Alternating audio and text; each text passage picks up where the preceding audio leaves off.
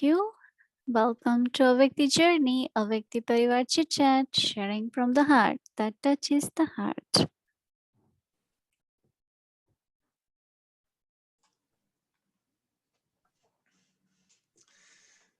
Shanti, everyone. Good evening, good day. Hello, Brother Ken. Hello, my brother. So you're not done yet. See, my role is to come and ask questions. So you are not done.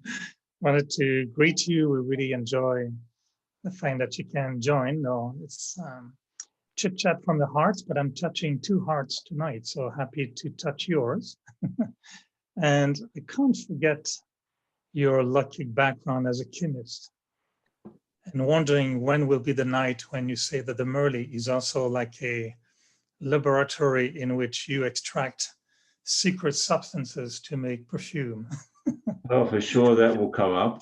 It will come up.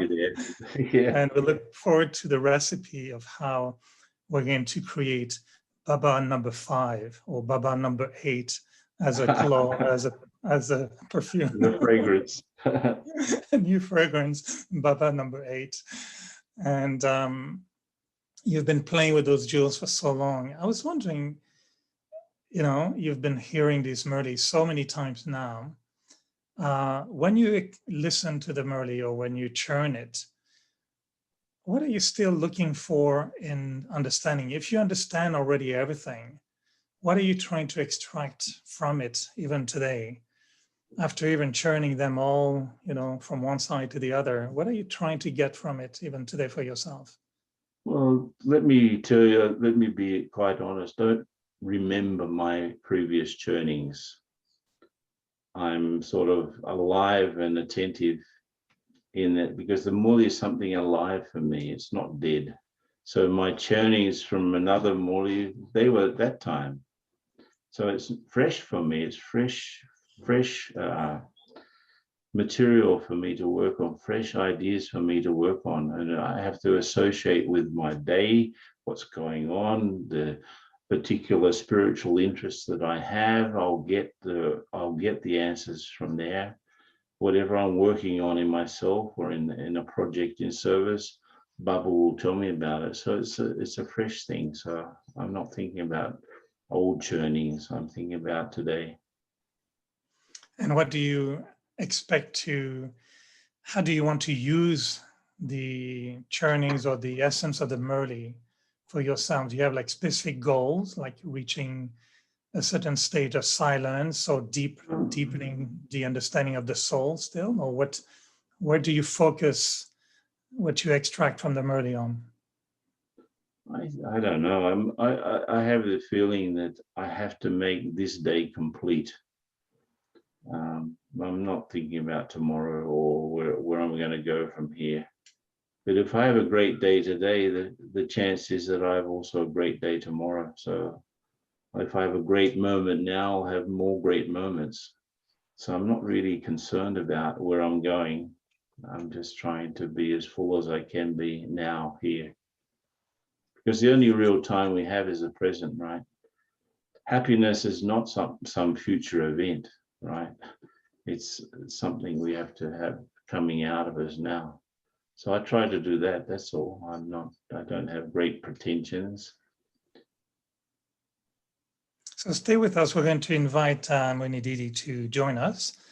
And I know it's always lovely when we can chit chat like this so easily without having to travel to Brazil, or I know it's a bit late for Ken, but in a little click of a mouse and we're all together, which is the beauty of this technology. The question I'm maybe really wondering about, Kenbai, is, when we heard Brahma Baba calling a court in the evening of his mind, intellect, sanskars, and he was like the big king calling on the 3 faculties. Do you feel sometimes there's like almost a 4th dimension that we kind of try to explain or understand as who sees the soul when we are soul conscious? Who sees the soul? Is it the mind, intellect, sanskar, or is it one of these vritti, triti, smriti, one of those? Well, I don't know. Let me be quite honest. I don't know the answer to that question, but I have a feeling that in the golden age, those three faculties will be completely integrated. There won't be a mind going one way and intellect doing something else, and the sanskar in a third direction. I'll just be one functioning thing. So there's not much to decide, right? The mind is just registering everything that's happening in real time. There's no separation, no sense of separation. So I'm trying to get to a stage where those three things are actually so integrated that there's no difference. Mohini Didi, any thought on when we say I'm soul conscious and I'm aware of the soul? Is it where is that awareness sitting that can look at the mind, intellect, sanskaras, like Brahma Baba was, ruling the self as a big king? How do you feel about being soul conscious, and who is conscious of the soul? Brother Ken will stay or he has to go? He will listen a little bit and then he will say good night. Yeah, whenever two thoughts coming in the mind. One is that, we talk about intellect also as third eye and third eye of knowledge, and that the awareness there that I am a soul, or then seeing within the soul. Within the soul means about thoughts, about power to discern, about past sanskars. But then as in total, the soul is consciousness, right?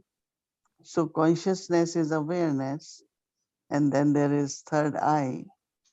So as if soul is watching itself,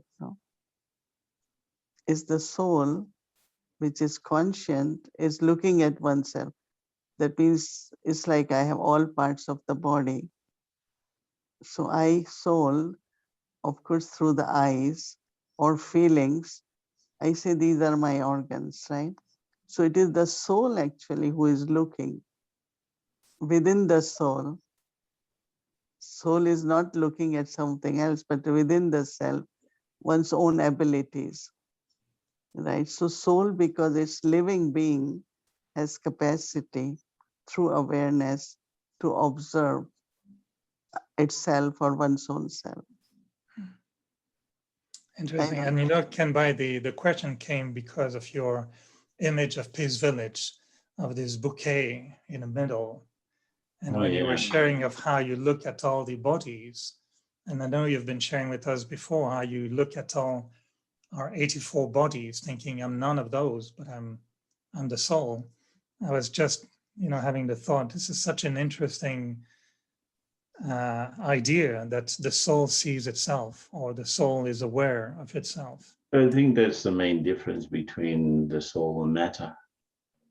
Matter is not aware of its own existence.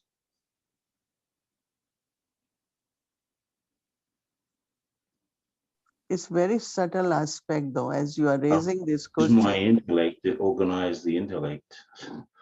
I'll use my thinking to organize my thoughts. That sort of thing. I can do that because the soul is a unique sort of entity. Unique.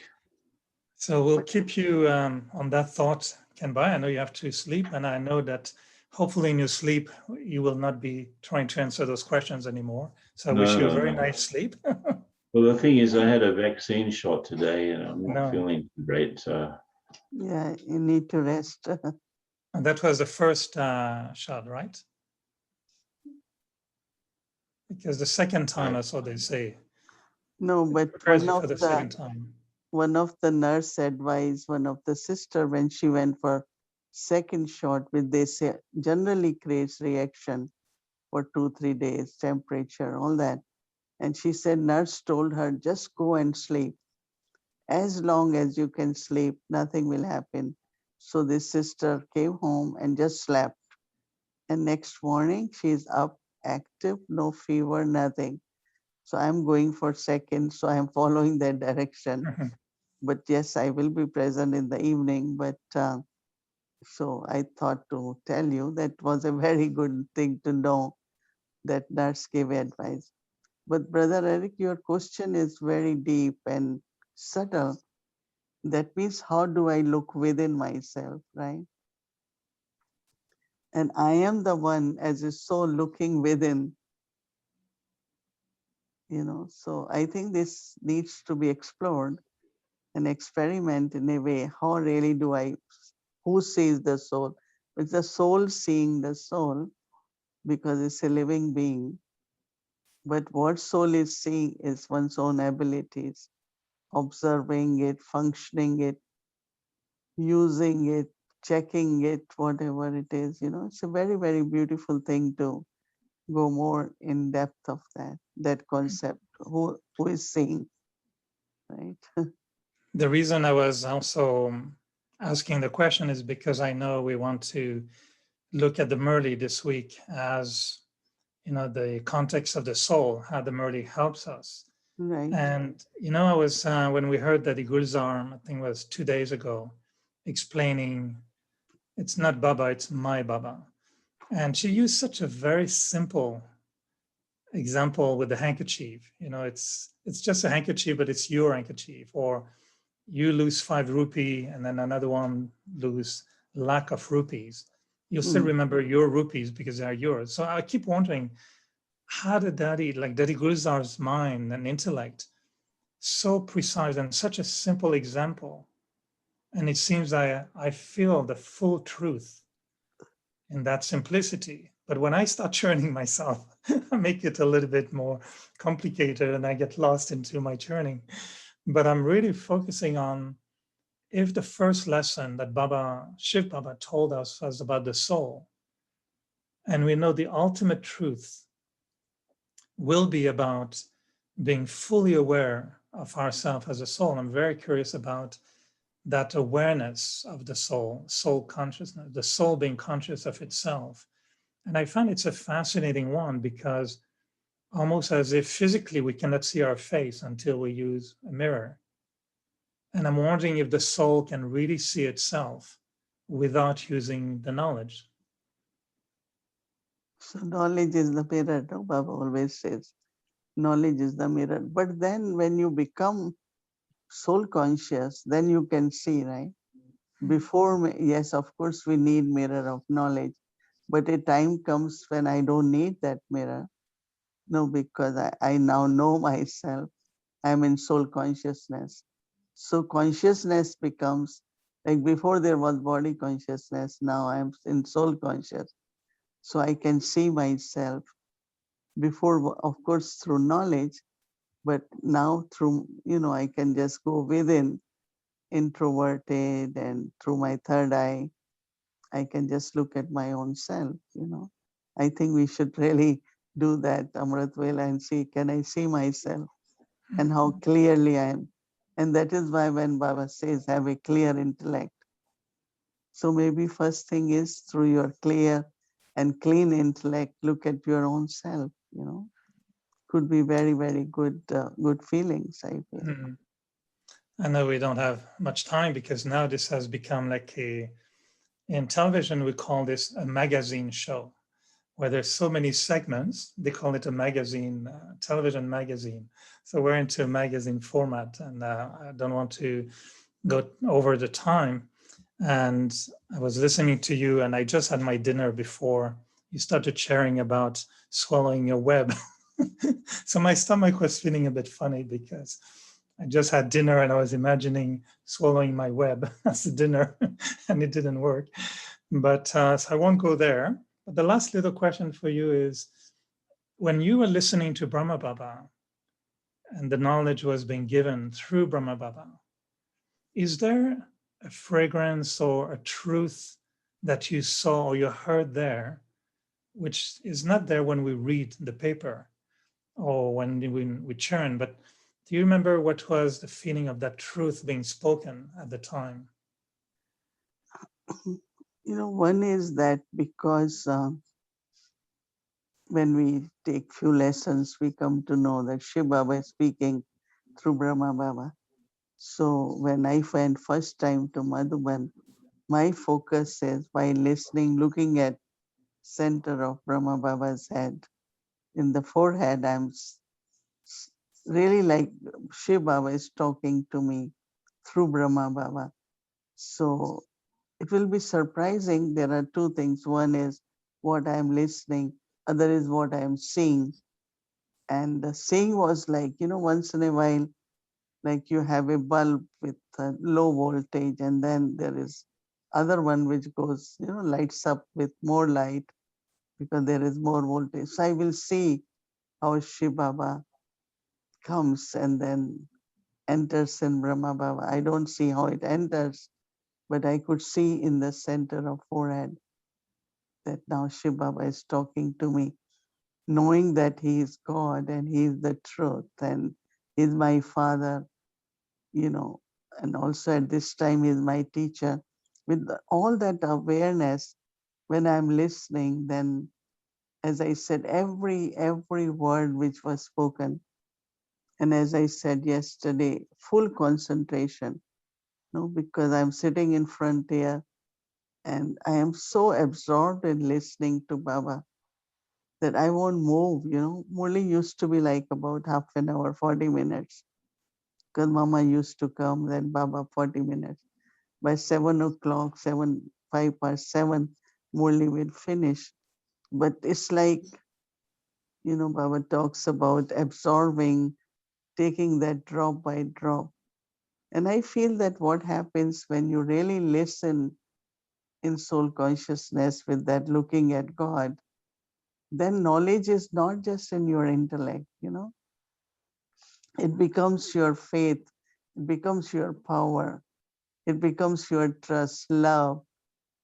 Same time is changing into, some kind of deep attainments. And I remember when Mama used to say that you don't have to only listen, but you can be same time become embodiment of knowledge. She used to say, listen and become Sarup. Sarup means same time while listening. It's not you say, okay, later on I will think about it.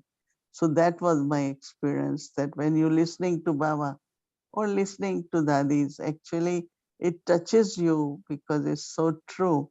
Not only true in theory, but because they have practiced it, they have experienced that, and they sharing it touches in such a way that it becomes part of like you remember it, you start doing it naturally. So of course, listening to True Brahma Baba was very, very much more becoming like Sarup, because whatever he said, he had put in practice. His example of that, Shiv Baba and Brahma Baba both. So Shiv Baba is sharing, Brahma Baba is demonstrating, illustrating, whatever we call it. So it's just you become that same time. I feel whatever I became maybe at that time, I'm just sustaining that, for rest of my Brahmin life. I'm hearing the intoxication of a gopi. I feel we're all becoming, talking about the Murli, we're already the living gopis. And even listening to Brother Ken, we may be in brothers' bodies, but I think by talking about the Murli for a whole month, it will become like a big dance of gopis sharing their experience of, feeling intoxicated with the magic of the flute. So it's very, very beautiful. Yeah, I would have many more questions, but I have to wait 1 week every time. I can't finish with the question. I say, okay, I have to wait 1 more week, and then the questions change. So we should give you more time, but no, it's okay. it's very interesting. My thought to take this topic was really that for us as Baba's children, our scripture, our source, our strength, truth finding, solution, answers, directions, all are in Murli. So how do we find it and not just read Murli as reading? Like some people say, oh, I read Murli. While in the train, I read Murli. So it has become more like a ritual. Oh, today I read Murli. But then how do we, even if there is short time, but how Murli becomes like what sustains us, like food so much attention on what to eat, what not to eat. But same will become for intellect. Then we don't pick up information here, explanation here, or experiences from different and interpretation based on that. But how do I find that truth myself? And that is why I remember Dadi, and he used to tell me that even you listen to me, but you also chant. I said, because that will be my strength, so kind of, but then I look kind of many times find that, oh, what I'm thinking, she's thinking, or she will also say, oh. So as we then grow together, then we start saying that our reflections, our directions, when we talk about it, is almost same. And that becomes very affirmative, kind of like, oh, that's good. We are together on journey. That's why we are thinking on the same lines. So there is a lot of experiences will come during this month, I feel. It was one of the question I had also, but you can explain it during the next few days. Was, one day you mentioned that some, when they share the knowledge, it sounds a little bit like out of tune, or maybe, in a sense like they're twisting the knowledge a little bit. And you were sharing many times, we have to stay with the original truth, the original knowledge. And so I'd be really, really curious for you to tell us, how do we know that our churning is accurate? How do we know that the way we're churning and expressing and giving the knowledge is keeping aligned with the truth? So maybe that's for next Saturday or in the week. I look forward to hear from you on that. Okay. All right. Thank you so much, Mohini Didi. It's always really lovely. Now, because it was last Friday, I felt it was almost a month since we had our little heart-to-heart conversation. So glad to be back on a weekly basis. And I look forward to be with you again next Saturday. So big thank you and good night. Om Shanti. Thank you. Good night, Brother Eric. Om Shanti.